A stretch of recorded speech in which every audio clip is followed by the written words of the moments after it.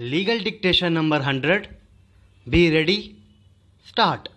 Sri Gupta, learned senior counsel for the petitioners, has advanced his submissions, firstly contending that the impugned order is in violation of the procedure prescribed under the 2006 Act, read with the rules and regulations framed thereunder, inasmuch as principles of natural justice statutorily incorporated in the said provisions have been clearly violated.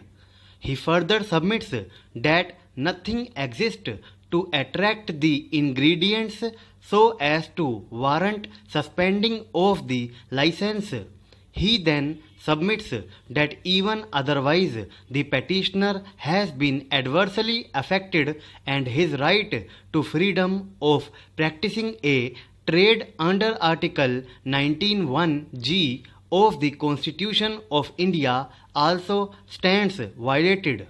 He therefore submits that even if the petitioner has approached the appellate authority by filing of an appeal, the same does not take away his right to maintain this writ petition in the aforesaid background when the entire unit has come to a standstill and not only the manufacturing process has been stopped but all others involved with the said unit, including laborers and consumers, have been unnecessarily been put to a loss.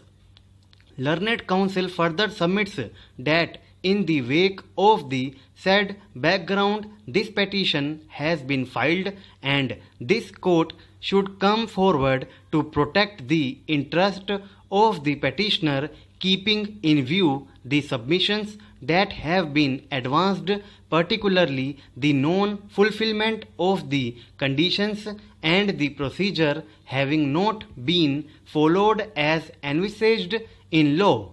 Sri Gupta, in order to substantiate his submissions, has invited the attention of the court to Section 32 of the Act to contend that the requirement under Section 32 is for giving an improvement notice, and in such a situation the other consequences of at least 14 days time follows. This is necessary as the petitioner has a right under the 2006 Act, read with the 2011 rules framed thereunder, to seek a remedy in relation to sample analysis and testing and raise objections in this regard. This having not been done and not having been established either by any recital contained in the impugned order or in the order of withdrawal dated 7/5/2015, the procedure has admittedly been violated, and therefore even if an appeal is filed, the said orders deserve to be quashed.